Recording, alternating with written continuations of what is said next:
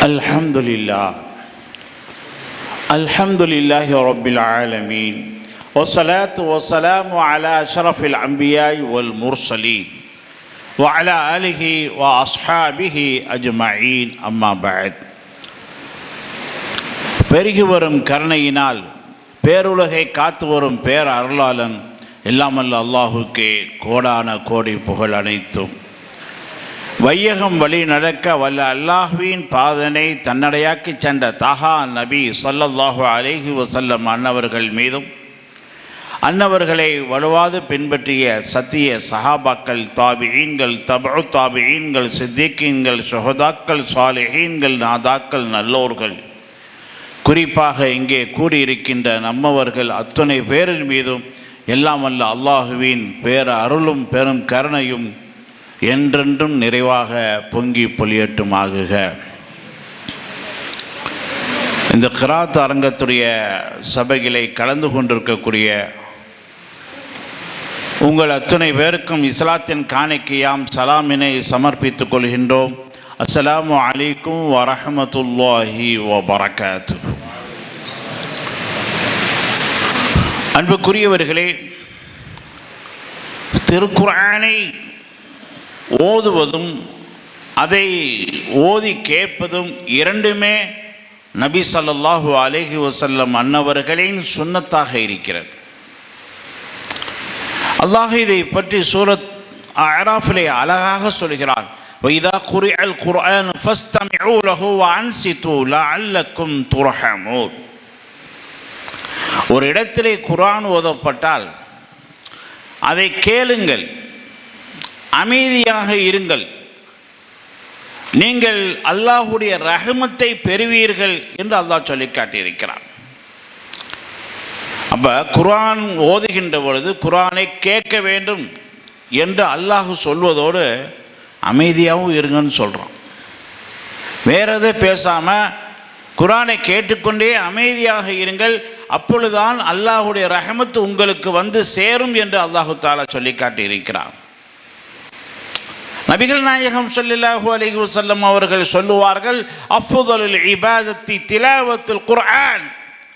வணக்கங்களிலே மிக சிறந்த வணக்கம் திருக்குர்ஆனை ஓதுவது என்று சொல்லி காட்டினார்கள். நாம் வணக்கங்களிலேயே சிறந்தது தொழுகை, நோன்பு, ஜகாத், ஹஜ்ஜு என்று நாம் நினைத்து வைத்திருக்கிறோம். ஆனால் நபிகள் நாயகம் ஸல்லல்லாஹு அலைஹி வஸல்லம் அவர்கள் சொல்கிறார்கள், வணக்கங்களிலேயே சிறந்தது திருமறையை ஓதுவது என்று சொல்லி காட்டினார்கள். ஆக நாம் திருமறையை ஓதுவது என்பது ஒரு இபாதத்தாக, ஒரு வணக்கமாக இருக்கிறது. அதை கேட்பதும் ஒரு வணக்கமாக இருக்கிறது. திருமறை குர்ஆனை ஓதினால் நமக்கு என்ன கிடைக்கும்? நபிகள் நாயகம் ஸல்லல்லாஹு அலைஹி வஸல்லம் அன்னவர்கள் திருக்குர்ஆன் எந்த இடத்திலே ஓதப்படுகிறதோ அங்கே 4 விதமான சிறப்புகள் கிடைக்கும் என்று சொல்லி காட்டினார்கள். முதலாவதாக நஸரத் அலைஹிமுஸ் ஸகீனா. திருக்குர்ஆன் எங்கே ஓதப்படுகிறதோ அங்கே மன நிம்மதி ஏற்படும் என்று நபிகள் நாயகம் ஸல்லல்லாஹு அலைஹி சொல்லி காட்டினார்.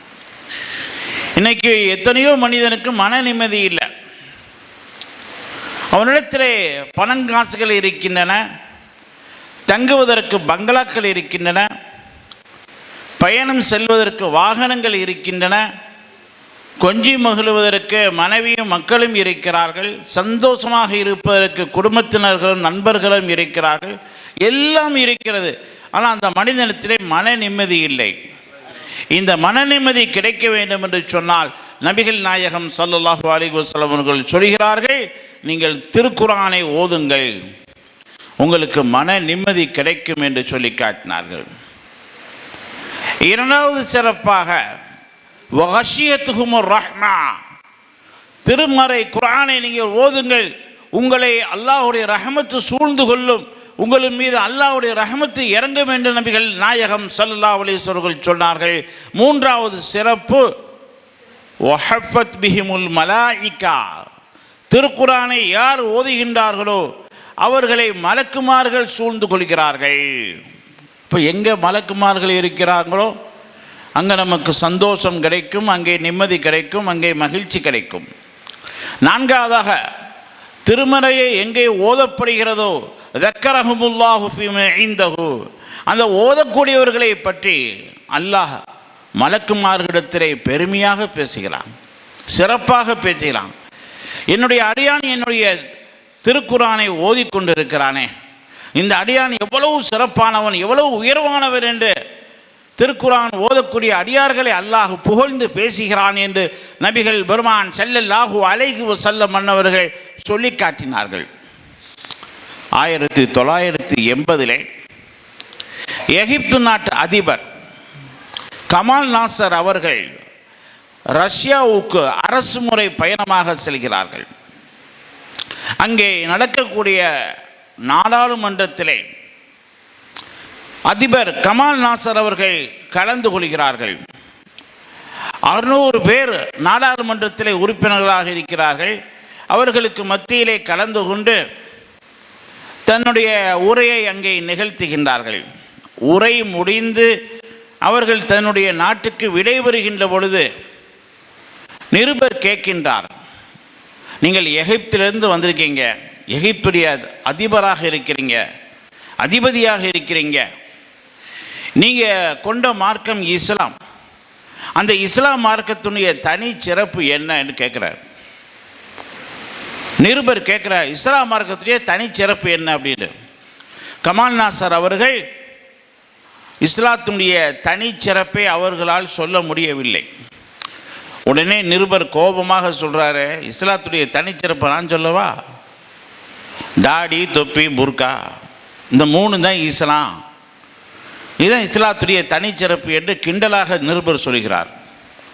அங்கிருந்து எகிப்தினுடைய அதிபர் கமால் நாசர் அவர்கள் விடைபெற்று தன்னுடைய நாட்டுக்கு கவலையோடு செல்கிறார்கள், இஸ்லாத்தை பற்றி சரியாக சொல்ல முடியவில்லையே என்று. அடுத்த வருடமும் அழைப்பு வந்து ரஷ்யாவுக்கு செல்கிறார்கள். அங்கே சோவியத் யூனியன் ரஷ்யாவினுடைய நாடாளுமன்றம் கூட்டப்படுகிறது. அப்படி செல்கின்ற பொழுது காரி அப்துல் பாசித் அவர்களையும் உடன் அழைத்து செல்கிறார்கள், கூடையே கூப்பிட்டு செல்கிறார்கள். அந்த சபை ஆரம்பிப்பதற்கு முன்னால் அந்த ரஷ்யாவினுடைய அதிபரிடத்திலே சொல்கிறார்கள், எங்கள் நாட்டிலேருந்து ஒரு காரி சாப்பை கூட்டிகிட்டு வந்திருக்கேன், அவருக்கு திருக்குரானை அழகாக ஓதுவார், சபை ஆரம்பிக்கும் போது அவர் ஓதட்டுமே என்று அனுமதி கேட்கிறார். அங்கே அனுமதி வழங்கப்படுகிறது. காரி அப்துல் பாசித் அவர்கள் ரஷ்யாவிலே தன்னுடைய கிராத்தை மிக அழகாக ஓதி காமித்தார்கள். முன்னால் பேசிய ஷம்சுல்லா ஹஜரத் அவர்கள் சொன்னார்களே, தாஹாமா அன்சன்னா அலைக்கல் குர்ஆனி தஷ்கா, இந்த வசனத்தை கேட்டு தான் உமர் இல்லை இஸ்லாமானாங்க அப்படின்ட்டு, இஸ்லாத்துக்கு மாறினாங்க. இதே இந்த தாஹாமா அன்சன்னா அலைக்கல் குர்ஆனி தஷ்கா, இந்த வசனங்களை அந்த ரஷ்ய மக்களுக்கு, ரஷ்ய உறுப்பினர்களுக்கு ஓதி காமிக்கிறார்கள். காரி அப்துல் பாசித் எல்லோருடைய கண்களிலும் கண்ணீர் வழிகிறது.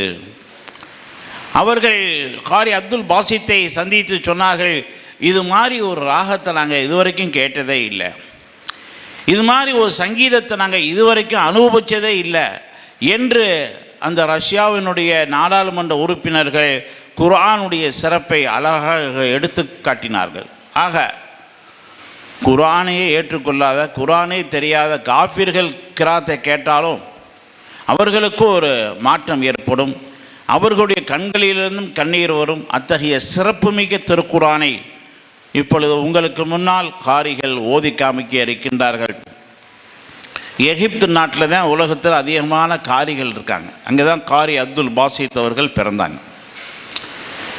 ஏன் காரிகள் அதிகமாக அங்கே இருக்காங்கன்னா, ஒவ்வொரு வாரமும் ஜும்மா தொழுகைக்கு முன்னாடி 1 மணி நேரத்துக்கு முன்னாடி அங்கே எல்லா பள்ளியாசலையும் கிராத்தரங்கம் நடக்குமா. வாரம் கிராத்தரங்கம். நம்ம இப்போ தான் கிராத்தரங்கம் வச்சுருக்கோம். எகிப்து நாட்டில் வாரம் கிராத்தரங்கம் ஜும்மாவுக்கு முன்னாடி நடக்குமா.